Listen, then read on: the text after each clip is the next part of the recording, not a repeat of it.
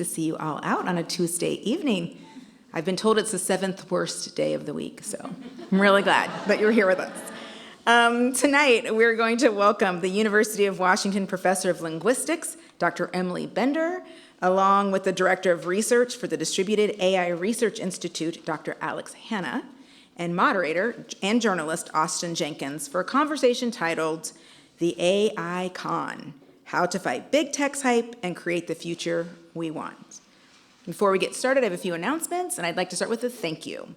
First of all, I want to thank all of you. You had to come through and do a little security check. I really want to thank you for being patient with us as we navigate these new times. So thank you for that. I also want to thank our friends in the University of Washington Department of Communications and the Com Lead program, in particular Ekin Yazin, who will be up on stage in a few minutes, who planted the seed to do this additional lecture. So we're really grateful for that. And we love doing the extra work for you, Ekin. And then for housekeeping items, if you haven't done so already, please take your cell phones out and silence them or put them in airplane mode. We ask you to refrain from taking any video or audio recordings of this evening's lecture. It is being live streamed and recorded. Hello, friends in the live stream world. And you can find the video on the Office of Public Lectures YouTube channel. We also ask that you refrain from taking photographs while our speakers are on stage. It's really distracting and hard for them to focus.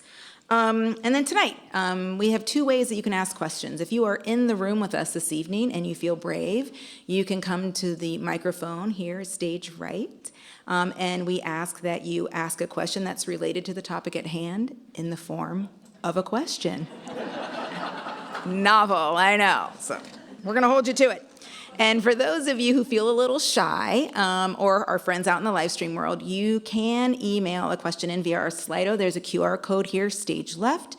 You should have gotten one as well on your confirmation. And you can send a question in, and you can also upvote, which is pretty exciting, which we kind of like. And then finally, this evening, we do have a book signing. Our friends at Elliott Bay, here stage right, are selling copies of the book. And we also have book plates if you had forgotten your book. So we are happy to accommodate that. And with that, I'm going to welcome the University of Washington's Director of Communication Leadership Program, as well as the chair of my office, the Office of Public Lectures, Dr. Ekin Yazin, to the stage. And as Dr. Yazin is making her way to the stage, I'm going to ask each of you to take a moment that are in the room with us and introduce yourself to the neighbor sitting next to you. Make a friend tonight. Thank you.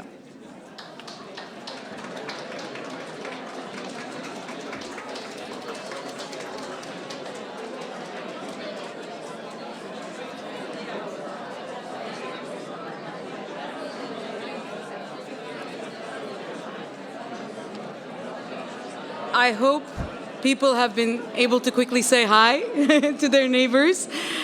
Again, I want to thank Yvette and also Office of the Public Lectures for putting together such a robust program. I am now the current chair of the selection committee that consists of department and different faculty at the university. And for all of us, it's such a joy to see such a vibrant group of thinkers and ideas that connect with public through the work of this amazing committee. So with that, I want to introduce you to today's speakers, and please bear with me as they're extremely accomplished. So I'm going to try to do justice to all their long-term work and introduce them. First, but not last, Dr. Emily M. Bender is a professor of linguistics and an adjunct professor in both the School of Computer Science and the Information School at the University of Washington, where she's been a faculty member since 2003. Her research spans multilingual grammar engineering, computational semantics, and the societal impacts of language technology. She has co-authored several influential books, most recently, the one that we'll discuss today. She co-authored the book, The AI Con: How to Fight Big Tech's Hype and Create the Future We Want, with sociologist Dr. Alex Hanna, who's also joining us, critically examining the narratives surrounding artificial intelligence. Through her public scholarship, Dr. Bender applies linguistic expertise to expose the misconceptions about AI, helping audiences better understand the actual capabilities of these technologies. She has received many accolades and awards awards, including her 2022 election as a Fellow of the American Association for the Advancement of Science. And in 2023, Dr. Bender was included in the inaugural Time 100 AI list, highlighting individuals shaping conversations about AI's impact on the world. Dr. Alex Hanna is the Director of Research at the Distributed AI Research Institute, or DARE, and a sociologist whose work explores the data behind computational technologies and its role in deepening racial, gender, and class inequalities. She also studies social movements, focusing on anti-racist campus protests in the US and Canada. Dr. Hanna holds degrees in computer science, mathematics, and sociology from Purdue University, and earned her MS and PhD in sociology from the University of Wisconsin-Madison. Alongside linguistic Emily M. Bender, she co-hosts the amazing Mystery AI Hype Theater 3000, a lively, inclusive series on Twitch and podcast platforms that deconstructs AI industry narratives. Dr. Hanna's research has been published in top-tier social science journals, including Mobilization, American Behavioral Scientist, and Big Data and Society, as well as leading computer science conferences. She serves as a senior fellow at the Center for Applied Transgender Studies and is an advisory board member for the Human Rights Data Analysis Group. Recognized for her contributions, Dr. Hanna has received the Wisconsin Alumni Association's Forward Award, been named to Fast Company's Queer 50 list, and featured on Business Insider's AI Power list. She was also highlighted in the Cal Academy of Sciences New Science exhibit, which celebrates queer and trans scientists of color. Our moderator tonight is Austin Jenkins. Austin Jenkins is a staff writer for Pluribus News, a digital news site focused on emerging policy trends in states and state legislators. In that role, Austin covers tech policy, including the myriad ways state lawmakers and governors are promoting, regulating, and legislating artificial intelligence. Austin is also the longtime host of Inside Olympia on TVW, Washington State's C-SPAN network. Previously, Austin spent nearly 2 decades covering the Washington State legislature and state politics for the region's NPR stations. Prior to that, Austin worked as a television news reporter. He earned his BA in government from Connecticut College and in his master in communication from the Communication Leadership Program, for which I'm a director at the University of Washington. So with that, please welcome tonight's guests to the stage.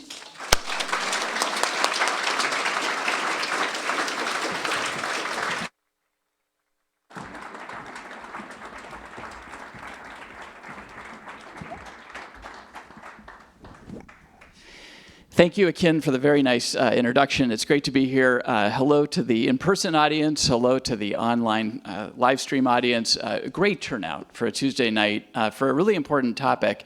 And I want to say right off the top that I am prepared to have the premise of my questions regularly challenged during this conversation. So I'm prepared, now you're prepared for this.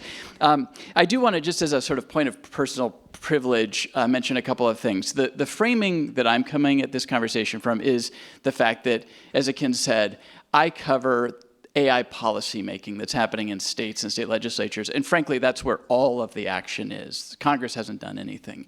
And so I've got a lot of questions I'm curious about because I'm seeing how legislators are thinking deeply about this topic.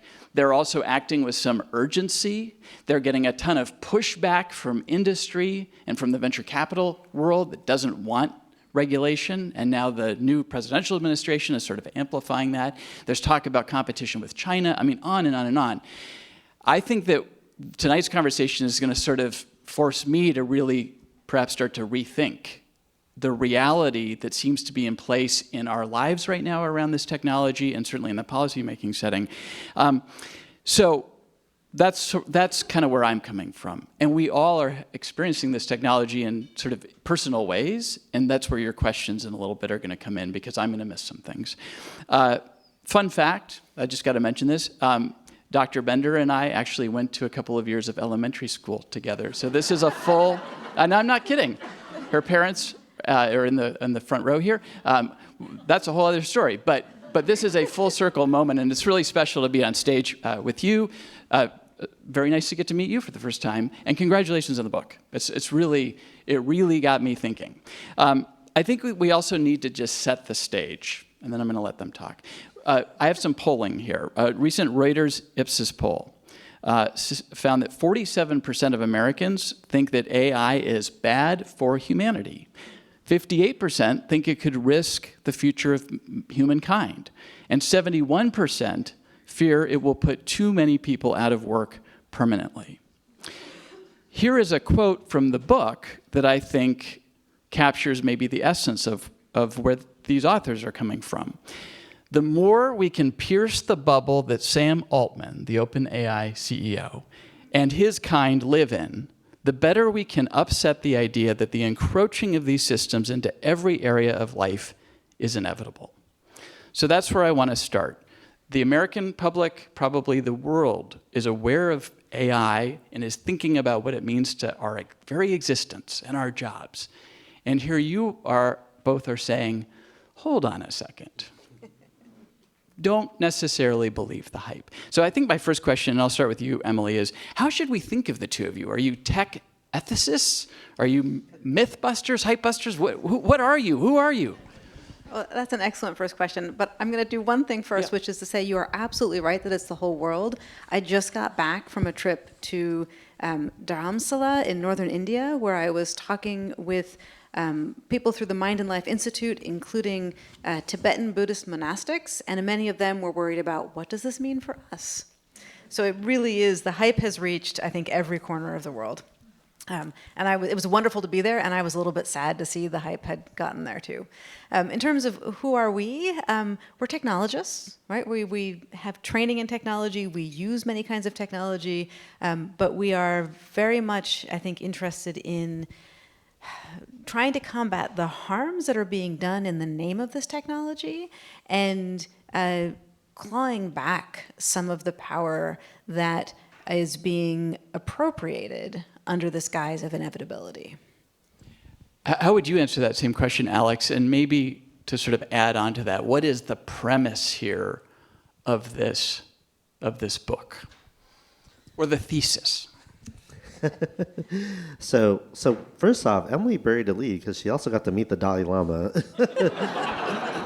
And so that was cool. I was a little jealous. But did they talk about AI?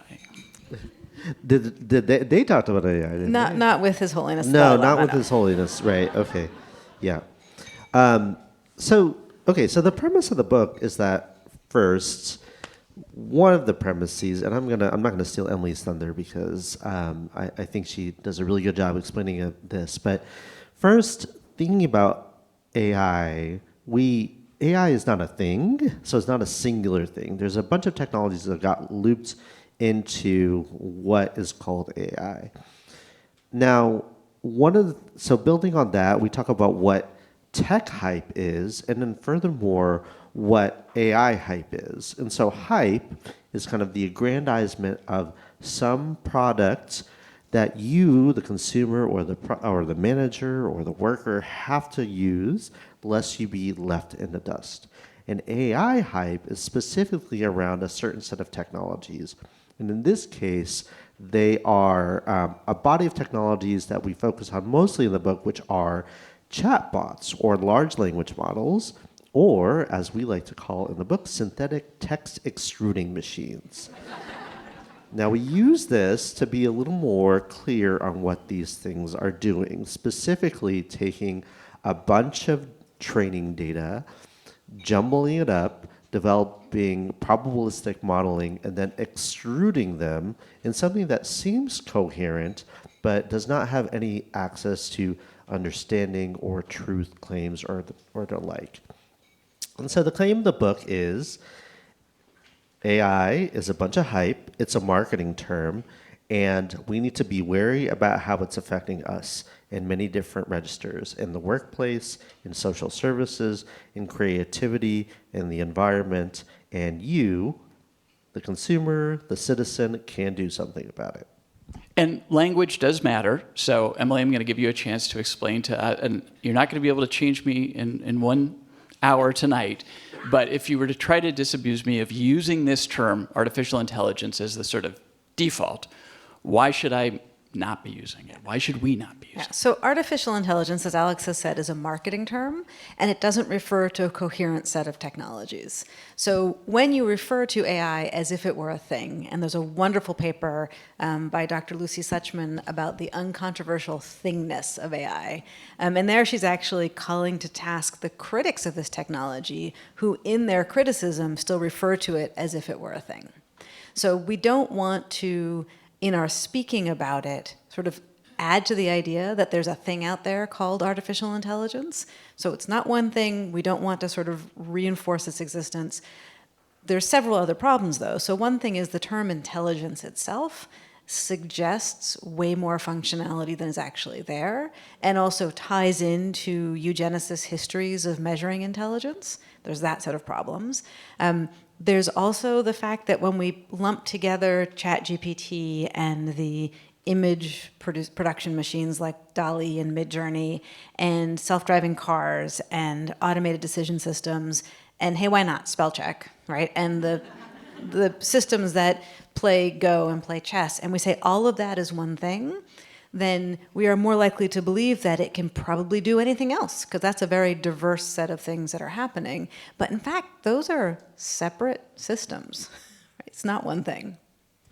Okay, so they're separate systems. That term is beyond generic. It's perhaps inaccurate, and yet it's what we're using. I want to ask about the other word that is used here, though, and that is the or the concept of hype. It feels like the genie's out of the bottle, that automated decision-making systems have been in place for, I think, decades now, that these chatbots that we're interacting with more and more are sort of newer on the scene, but the large language models behind them are not so new. And there are companies now, OpenAI, I think, is the most valued privately held company at this point, having eclipsed now SpaceX. Venture capital firms are making big bets on this in 10-year fund cycles. So what part of this is hype or con? Because it feels like the train has left the station and is speeding on the tracks very quickly. Yeah, so I'm going to do the first premise switcheroo a little bit and say that, so chatbots are actually quite old. So, I mean, we talk about in the book about the Eliza chatbot that Joseph Weizenbaum developed in the 60s. This was a mental health chatbot, right? Well, it was an example that it was a program called Doctor, and amongst the set of routines there was a routine called Eliza, and it was not intended to be a mental health chatbot. It was intended to simulate a Rogerian psychoanalyst, and it was done so because it was easy enough to replicate some of that via a rule framework. So you mentioned something about a family member, and it says, "Tell me about your mother," or it says, "There's conflict between blah and myself," and it says, "Oh, you mentioned this person and then yourself.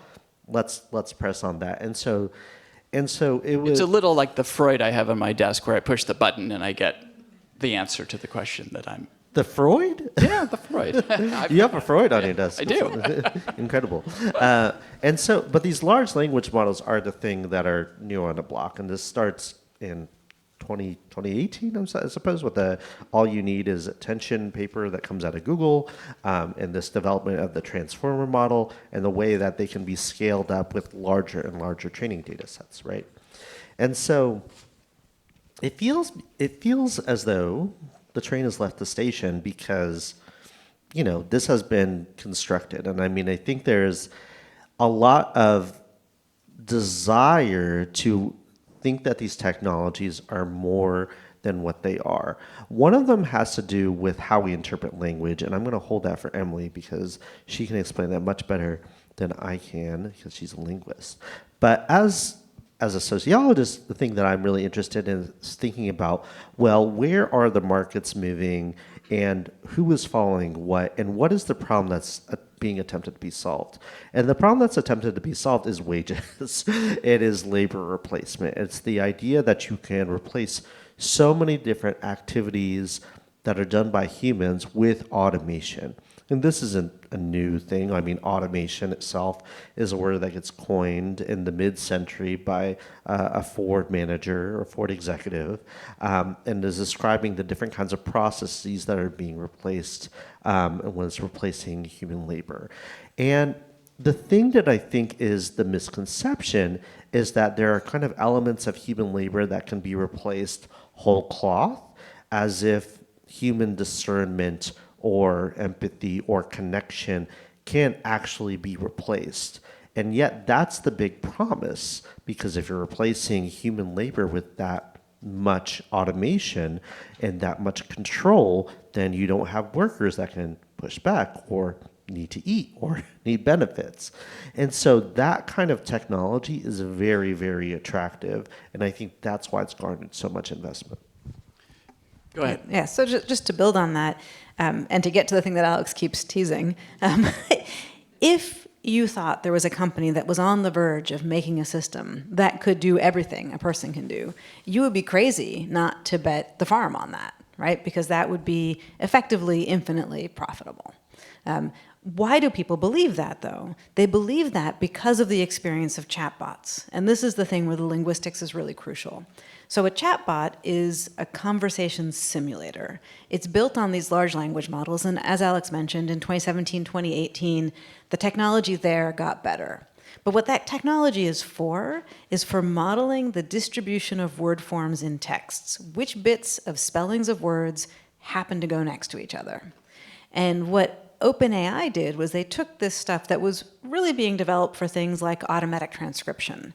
We've got a sound wave, there's a bunch of different actual sequences of words that might have corresponded to, which one looks like it's more like what's in the training data. That's a sensible use of language modeling. OpenAI starts doing this thing where they run that to, instead of answer the question, okay, which of these strings that we got out of the acoustic model from the automatic transcription system looks more plausible, to repeatedly answering the question, what's a likely next word?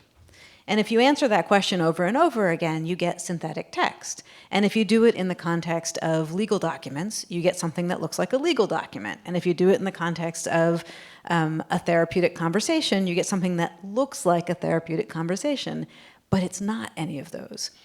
But the reason people are so taken in has to do with how we understand language. So you might think that when you understand something that somebody said or wrote, what happened is they had an idea, they packed it into the words, you received the words, reading them or hearing them, and unpacked the idea. That's actually not what happens. What we learn from psycholinguistics and pragmatics is what we're doing is keeping in mind everything we know or believe about the other person's knowledge and beliefs in general, about their common ground with us, and with what they imagine their audience to know and believe, which is another way of saying common ground. And then against that background, we are answering the question, what must they have been trying to convey by choosing those words in that order? And importantly, when we're doing that, we are imagining a mind behind the text. And so every time we see the output of something like ChatGPT, and we reflexively do this to make sense of it, we are projecting a mind there. And so it's very easy for the venture capitalists and the tech executives and everybody else to think, hey, we've got a thinking machine here. And hey, it's fluent. And hey, it doesn't make any grammatical errors. It must be really smart. So if we now know it's not really a human in that black box, and that the magic is maybe not that magical, and yet a lot of us are using it and finding it helpful. And then we're hearing things like the next thing coming is artificial general intelligence and agentic AI. So when you read those headlines, and when you perhaps experiment with these chatbots, and knowing that many of us are we supposed to just close our computers and never go to OpenAI or to ChatGPT again? Do you just want us to use it, but use it wisely? How are we supposed to be thinking about this? Right. So, so there's a few things behind this, right? And so it's interesting, too, in thinking about how we use these tools and how we interact with these technologies. And I don't want to try to presume to know all the different cases, because there's many different cases that we hear of. So a few of the different ways we think about it is how we think about synthetic text and what synthetic text is.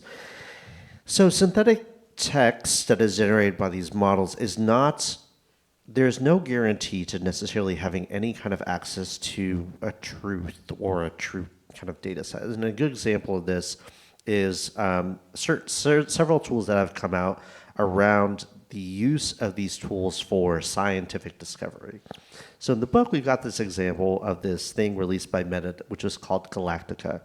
And Galactica was parroted, not parroted, but it was advertised by their chief AI scientist, Yann LeCun. And Yann LeCun is this person who is kind of a big deal in AI. In 2018, he shared a major computer science award with Geoffrey Hinton and Yoshua Bengio called the Turing Award.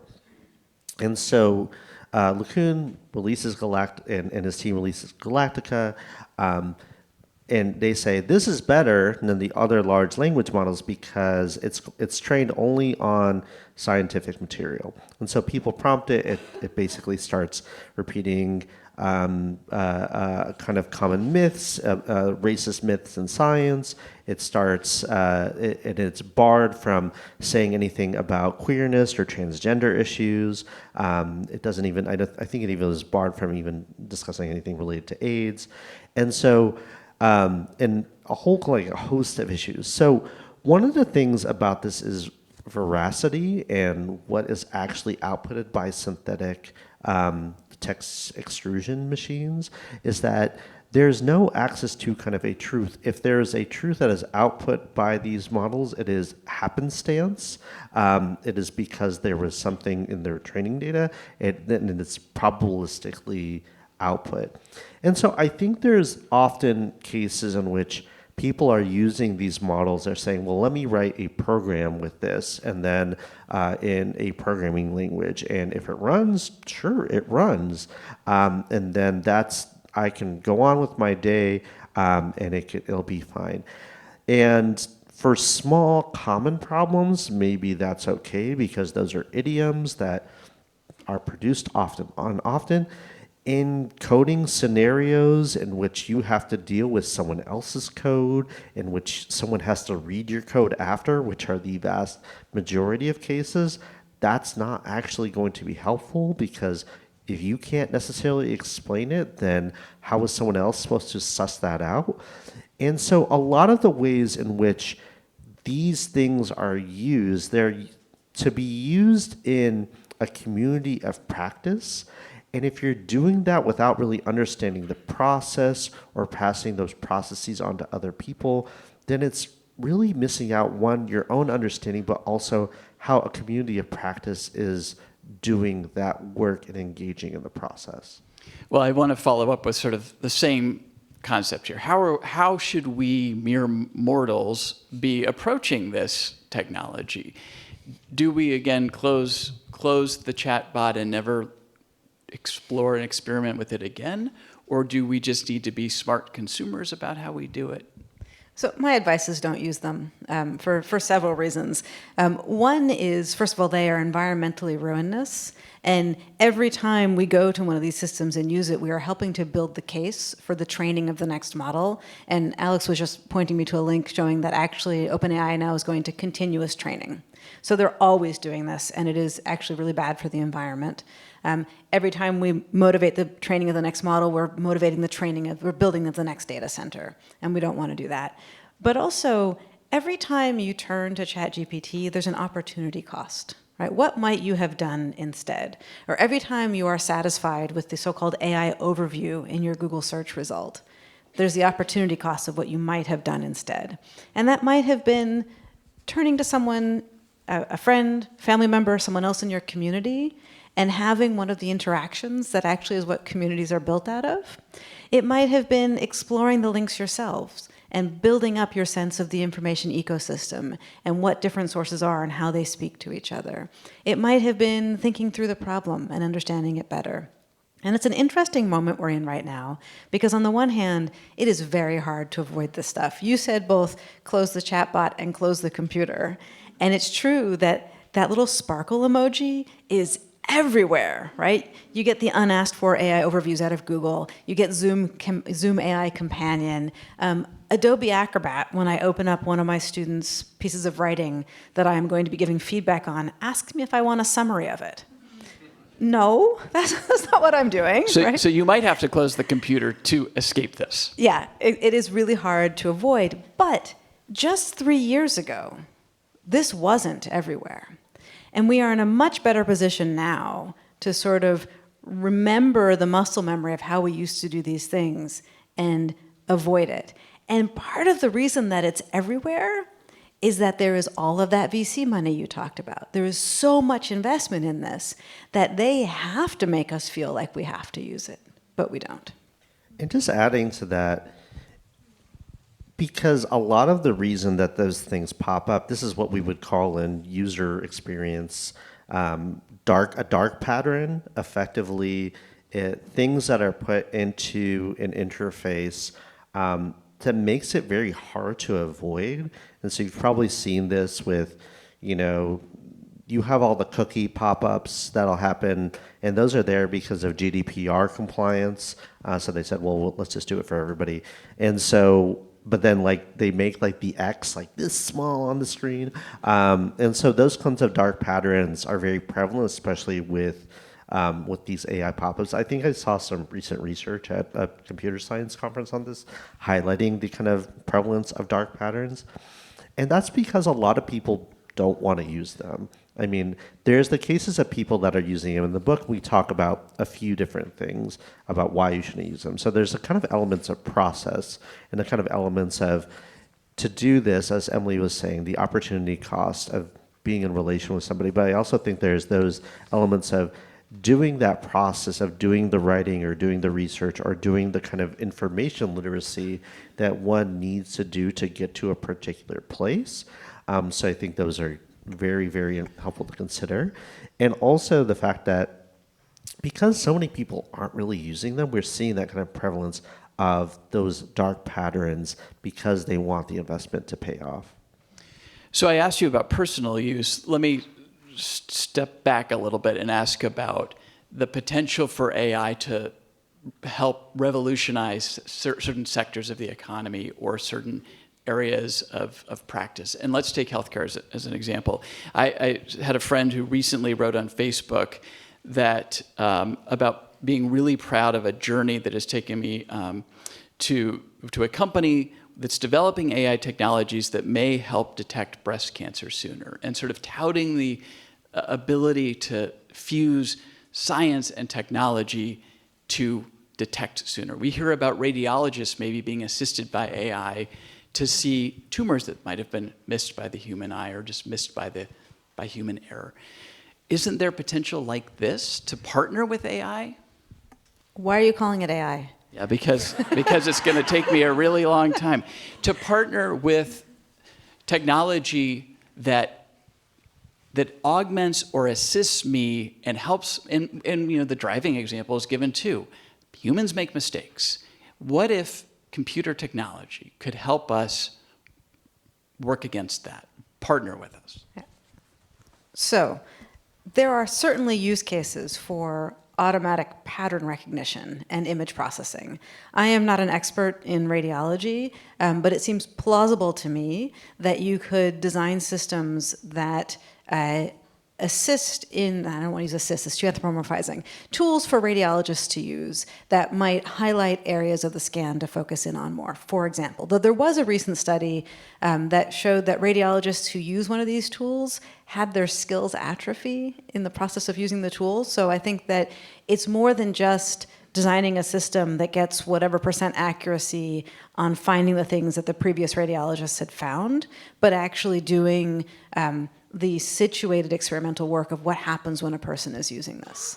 So, but sure, I mean, if you want to talk about radiology, the very imaging systems are themselves a kind of technology that we are using to benefit in healthcare. Right? So, fine, work on that, but call it what it is, right? So is this an image processing system that highlights areas of concern for radiologists to look at? And there's probably a shorter way to say that. But if you call it AI, then it gets mixed up with the chat GPTs.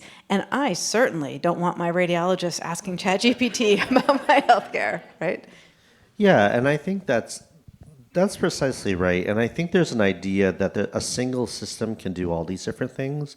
And so OpenAI has made it such that, and many of these different companies have made it such that you can upload an image, it can do some kind of analysis of the image, depending on what they're doing. But it's intended to be this really poorly scoped technology to do all these different things.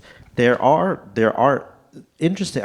There was some really interesting work. I was recently at the big sociology conference. This is called the American Sociological Association, and a few different sociologists had talked about radiology specifically.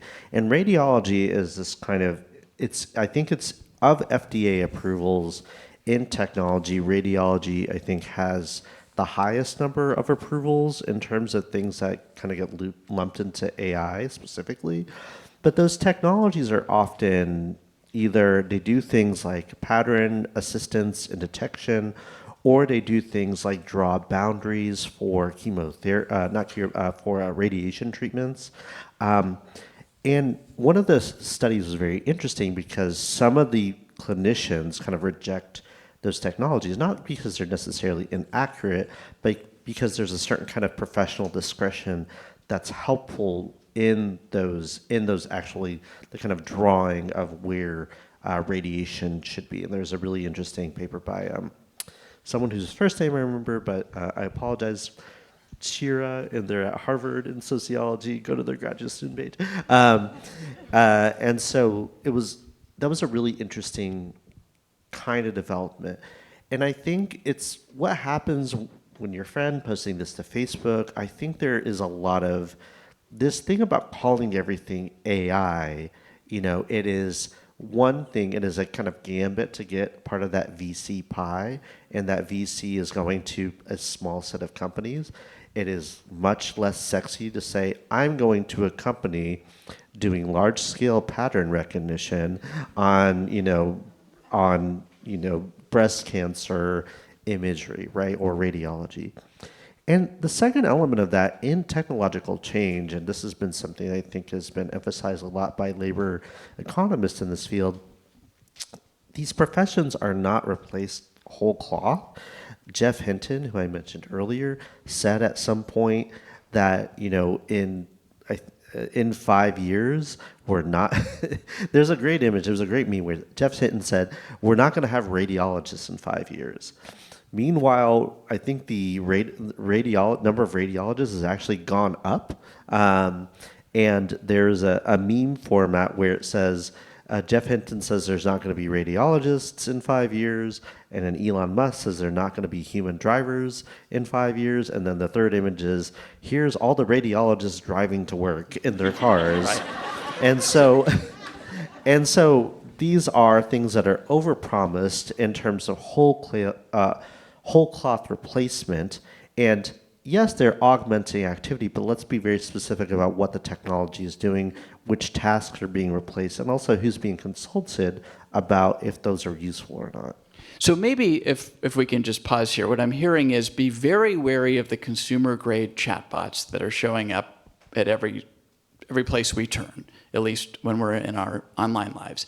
Secondly, that there might be appropriate user cases for this technology or for specific elements of this technology.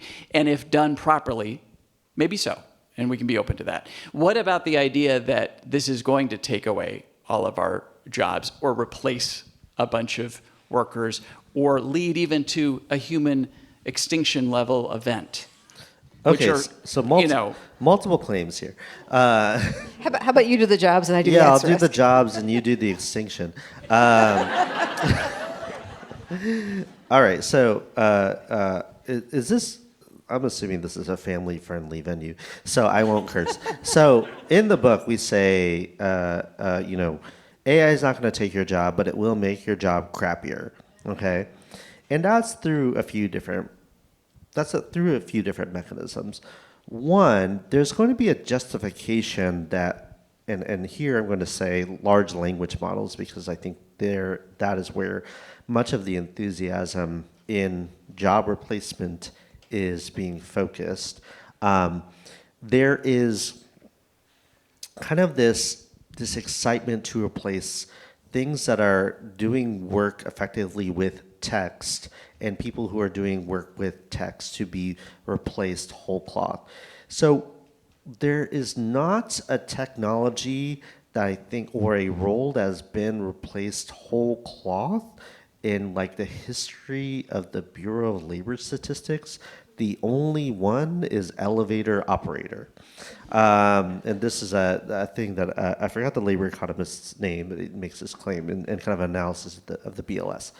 And so what typically happens in particular areas in automation is that particular tasks may be replaced or supplemented with new tasks, so this is a kind of a process of replacement. When we talk about language models, what we're seeing is less of this necessarily replacement of positions. When there are layoffs that are attributed to language models, there's not proof that those jobs are actually being replaced. It's often, first, those are often pushes from companies saying that we replaced, this many jobs with with LLMs. Typically, that's just they wanted to lay off those people anyways, and that they were using language models as an excuse to do that. In those cases where they need to then shore up those tasks that are not done, those are either laid on other people through a process of labor intensification, or they're outsourced to something to a different locale. A good example of this is in the healthcare setting is medical transcription. Medical transcription used to be a much more prevalent position. What happened to medical transcription jobs is that they turned into remote jobs in which there's kind of like a Zoom call or something in the room, and there's someone that is typically in the majority world, very often in the Philippines, who's doing that transcription over a call, and then there's a desire to then replace that position with an automatic speech recognition tool. And there was some a reporting that was done by Garen Spurk at the AP, where OpenAI's Whisper tool made up so much of the text that's in that transcription. So the kind of case in which there's a notion that there will be a wholesale replacement of positions is really very much a line that serves many people in the C-suite, many executives. Unfortunately, this is also a line that's being parroted by people like Bernie Sanders. His office last week put out an awful report in which they said 100 million jobs would be replaced by AI, including 89% of fast food workers, which to me, and here's the kicker, they did that analysis with ChatGPT. So take those claims with a major grain of salt. Okay. So Emily, the California legislature just passed and the governor signed an AI safety bill. Similar bill passed in New York this year, hasn't been signed yet, that is addressing this concern about a potential extinction level or mass casualty event that AI, there it is again, could actually, in the wrong hands, unleash a chemical, biological, nuclear attack of some sort. Is this something that our policymakers should be spending time on and trying to guard against? I really wish not. I think there's a lot of actual harms in the here and now that I wish there was attention on. Before I get to that, I want to back up a little bit and say that there are certainly use cases for automation. A lot of the use cases, as Alex was saying, is actually displacing work to other people, and the automation is basically making the work of poorly paid people accessible in a way that allows C-suite folks to reduce jobs. I don't see any beneficial use cases of synthetic text and that particular technology. So when we have, this is going to be personalized tutoring, or this is going to be AI therapist, all of those are disastrous and I think shouldn't be done. To the existential risk question, This is the idea that another one of our terms for these systems is racist pile of linear algebra. Right? The idea is if you put enough computer chips in there and you put enough training data in, it's going to somehow combust into consciousness, and then it's not going to like the people that made it, and it's going to kill us all somehow. We've seen that movie. Yes, and it's one story that is repeated over and over again, and it's this not super entertaining, sort of fiction. And I'm a speculative fiction fan. Yeah, the AI 2027 Like document. the first one was maybe like it's 2001: Space Odyssey. Maybe the first time it was That was done, a weird movie. Yeah. To be frank, I've actually never. I haven't seen a surprising number of these movies. I'd say you have to watch it, but it is hard to stay awake. I'll do it.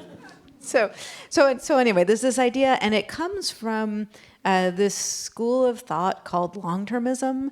And if you start looking at the various sort of recitations of it, you can see these same familiar beats. They're effectively writing fan fiction. And fan fiction is fine if you keep in mind that it's fiction. But these people are doing it straight-faced. They think they are seeing the future. And how could we have large-scale harm coming out of these systems? Well, sometimes the more sensible-sounding things are, what if you hooked it up to automatic trading and you took down the stock market? Or what if you hooked it up to something that was drawing a lot of power from the grid and the electrical grid crashed? Or what if you just needed a lot of energy to train the thing and the electrical grid crashed? Like, these are real-world problems that can happen, but they're either to do with massive resource usage, that is a decision that people make, or they are about effectively hooking up the magic 8-ball to something that's making consequential decisions, and that decision to hook it up is a decision that people make. The risk of the system itself deciding to do something is silly science fiction that I would rather policymakers did not spend time on. Just lastly on that, what if a bad actor wanted to misuse the frontier model to unleash some sort of catastrophic harm? Is that a more realistic scenario? Because again, that is being legislated against right now. Yeah. I'm not making this up. Right. No, I know. I just want to pause for a moment on the phrase frontier model. First of all, for sort of the colonialist ideas behind that phrasing. And secondly, there's this idea that the bigger the models, the more, in quotes, capable, and we have to be worried about like the leading edge of these models as they get bigger and bigger. What could a bad actor do? One of the scenarios that sometimes spun out is that these models, because they have ingested so much information, they become therefore a shortcut to learning how to make a bioweapon. And if that information's in the model, it's because it was already out there on the open internet somehow. Okay. And I would also say that if a bad actor is going to get in trouble for making a bioweapon, shouldn't they be persecuted for the bioweapon? I mean, is the language model the elements of that is really the thing that needs to be legislated against? And I should just say, just because we talked about this California bill, the California bill is very bad. I mean, it is SB 53 basically addressing very little of the actual harms involved in things that are called artificial intelligence, the things that are related to the degradation of our social services, the way in which automation has been made to replace so many different things. There was a thing that I just saw some reporting on today so first off, I live in California. I just flew in today, and my arm's tired. Sorry, I couldn't help myself. But Gavin Newsom had said kind of initially that he wanted to use artificial intelligence to do things around homelessness and traffic. What has been done in California, so around homelessness had been done with bed allocation, which bed allocation has little to do with LLMs. The one LLM usage that had been deployed in California by Daniel Lurie, the mayor of San Francisco, and his Office of Innovation was a chatbot to help people who lived in RVs navigate upcoming regulation on like where they could park without being fined. But these systems themselves have given out really terrible information, conflicting information that is not deterministic. That means gives different results each time. There's an article that Mission Local did on this. And so that is a place that's very consequential for some of the most marginalized people in our society, and yet it is giving them the wrong information and putting them in even more administrative danger. And this is a theme throughout the book, which is the idea that there's an AI solution for everything, and be wary before you adopt it, whether it's in your personal life or your professional life. We do need to get to audience questions. I've got several on the pad here, and we've got the mics here. So if you'd like to ask a question, or a mic, make your way to the mic, and I'm going to ask the first question on the iPad. How do we combat AI, in quotes, use by professionals that we employ, like doctors, freelance artists, or tech support teams? So we can choose in our own personal lives how to interact, but what about all of the people we interact with who are using it? I think it depends a lot on the scenario. So if you are hiring an artist to do something, you can say, it is my condition to be paying you to do this work, that it is your work and you're not using a synthetic image. If you go to the doctor's office, hopefully there should be some consent forms. And you can say, I do not consent to have ambient listening on, recording everything I say to you. If it is tech support, I guess it depends on your relationship to tech support. That's a bit harder. The best thing might be to say, hey, I support you in not using that thing. Okay. Go ahead. And maybe introduce yourself and ask your question. Yes. Hello, my name is Patrick. I actually, unfortunately, work in big tech. So I have a question, and bear with me while I try to quickly set the stage. So we've talked a lot tonight about AI capabilities and what it can't do. But let's think about self-driving cars and how there wasn't really a vote of the people before those got deployed on the road. Recently, I just decided to boycott Spotify because the CEO is an investor of AI militarized drone technology, which, as an example, let's say we'll find an area of land and decide that we need to deploy a strike there. And perhaps that's part of an automation. So in the part of your book, or the idea of create the future we want, there is this element of intent and motive that AI doesn't have, but those behind the chatbot may. And so how do we create the future that we want when there can be bad actors who can skate being bad because there's no legislative consequence for what they're doing? Thank you. Yeah, okay, so there's a lot there, and sorry for working big tech. I mean, I used to as well. Yeah, I mean, I think there's elements of this where, like, some of these need policy solutions, and unfortunately the policy environment is very difficult to navigate, both on a national level and on a state level. I mean, the state legislators are also being heavily lobbied to create legislation that's very friendly to the industry.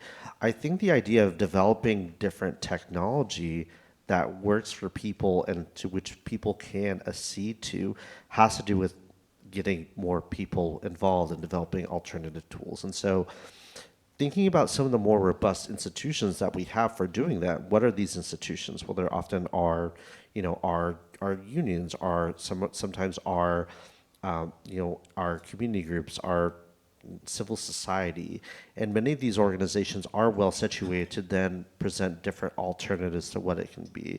And so one great example I want to mention, I was at a tech labor conference this past weekend, and the New York Times Tech Guild, which runs all the technology at the New York Times. They have a very strong union, and they were developing internal tools for organizing, but also things that people could agree to being involved with. And that was itself as kind of pro-social technological development. And we're seeing a lot of those being developed in different kinds of co-ops and different kind of tech collectives. So I think that's very oppositional to how this is being developed, whether it's Waymo's or ChatGPT, because most of these technologies aren't really developed with a pro-social orientation in mind. It's more focused on these elements of power centralization and focusing on a few actors controlling so many different resources. And just being in Seattle, we can see that with the AWS outage yesterday. Half of the internet went down because Amazon controls half the internet services. Another audience question, we'll come back to the mic in just a second, is about how to combat the bias in the models. You've talked about the environmental costs. There's also the low cost labor that's being used, much of it overseas, to do a lot of the grunt work of building these models. How do you, again, people are asking, what steps can I take to push back against some of that? Yeah, so I think there's two questions here. One is what to do about the fact that these models trained on existing data are going to reflect the biases in that data. And the other is because the data, especially because the data has been collected just willy-nilly, Alex likes to say they grabbed everything that wasn't nailed down on the internet.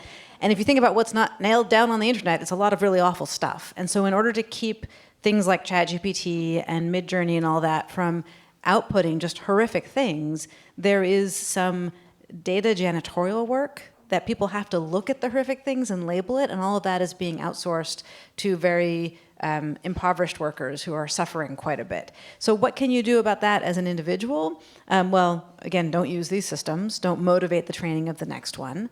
And I think also it is difficult. So the bias question is real, and I think that we are never actually going to be able to build unbiased models in general. The very best we can hope for is to build special purpose, smaller scale things where we know what's gone into it in the training data and we know where it's going to be used, and so we can test for the various possible harms that might come up.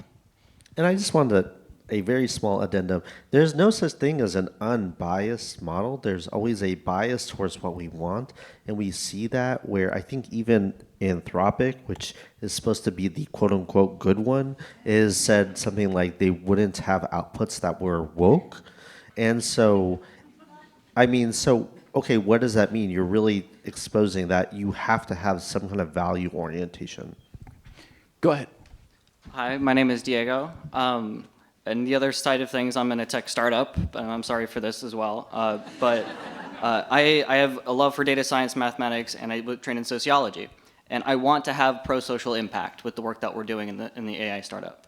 But I'm afraid I'm working within the system of the economy that's forcing me to do things that are going to have the negative environmental impacts, or that have some bias that I'm not sure how to train against. So do you have any advice, any first principles I can do as I'm building these systems in a way that I want to have that positive impact? So one thing that I do with my students every year, and if we have any students in the room, we'll get to this probably in spring quarter, is we do a session on whistleblowing. And part of the thing is to think before the moment comes of what are the red lines that I'm unwilling to cross? So what are the things that I'm unwilling to do?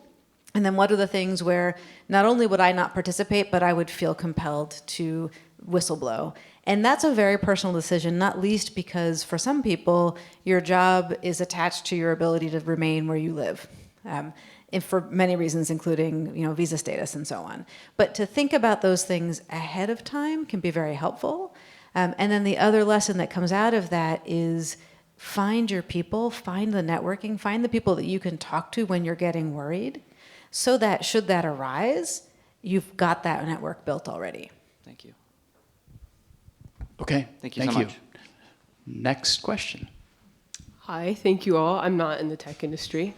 I'm an attorney. I represent workers, and I'm cognizant of what you just said about Bernie Sanders, the scaremongering, what you would call, I guess, scaremongering around job loss, is something that I guess I have been doing a little bit of just feeling the angst of gosh, what's going to happen? Is work going to exist? Is employment going to exist? Is there a purpose for, having these laws? So question is, what do you propose? So are you saying that that's to speculate about the possibility of job loss is itself feeding the hype, and so we shouldn't do that? Let me be very clear. There is worker displacement happening. It's not, there are positions in which, people are getting laid off, and I don't want to minimize that. I will say that people are not getting laid off due to this technology being able to replace what they're doing. So those worker displacement is happening because of decisions from C-suites and executives. And that is something we should fight against. We should fight for good jobs. We should fight for work and dignity. Yeah, and just follow up. So Yeah. you're saying it's not that the AI is actually going to replace their labor. Effectively, it's just a marketing tool to sell their job replacement. Yes. But in effect, it's the same thing essentially to me. So I'm just like, it's right? Because it's well- ultimately you're getting replaced by either an actual thing that's going to do the thing or some, we wanted to keep it PG crappier version of, the thing. So like effectively it is lost. I'm going to have Alex answer, and then we got It is important to distinguish this because it is important to distinguish how we fight this. And because you can say, if it is actually replacing labor, then maybe I should believe Sam Altman and say, let's invest, because I too would love a fully automated luxury communist, like in something with like a UBI and the kind of largesse of these companies to go to everybody. But that's not what's happening. It is intensifying the jobs that exist right now. And what I think LLMs are is that they're an anti-worker technology. And so if that then shifts political targets and the kind of targets of where we're looking, not just on, like in a particular sort of centralization in a certain way that we think about who controls what technology is. So I think it helps what the fight is and what it's against. And we can also, and sorry, I'm getting glares from Austin. Yeah, well, we are unfortunately at time. And I do want to wrap up. But I want to wrap up because I think takeaways are important. So thank you for the questions. Thank you to those who are standing in line. Perhaps you can grab the authors afterwards for a one-on-one chat. But I think a good way to end this is in the book you have a list of questions that we all should be asking to sort of interrogate this, right? So arm us with some questions we should ask as we head out the door and into this brave new world we're in, and then we'll let you sign some books. Sell and sign some books. Excellent. So if someone is proposing to automate something, the questions you should be asking are, what's being automated here? What's the input? What's the output? Is that sensible, right? Could you reasonably get to that output from that input? If the input is audio signal and the output is words, yeah, probably. If the input is a picture of someone's face and the output is yes or no, is this person a criminal? No, right? But all of these things are going to be sold. So you can ask that question. You can ask, who's benefiting from automating this? Whose labor was involved in the production of the automated system and how are they treated, right? What's going to happen if the automation is in place and it fails? Do we have sufficient resources in place for people to have recourse? Have we set up appropriate accountability and so on? And the reason that all of this is phrased in terms of automation is that I think it makes it much easier to ask those questions if we take out the magic fairy dust of AI. One of the other questions is it being described as, is there anthropomorphizing happening? Is it being described as an AI tutor or an AI teacher? And that helps us say that there's a certain kind of work that is anticipated that it can be replacing. How is that being described? And what actual work is not getting done there? And teachers do much more than give you questions. They develop relationships with you. They are invested in your well-being as a student. And what does that do to serve what's happening behind the scenes? Please join me in thanking Alex Hanna and Emily Bender.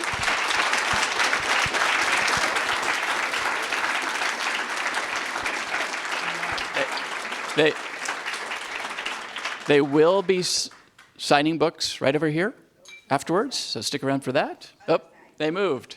It's over there now. Somewhere in this room. So please stick around for that. Thank you, everybody.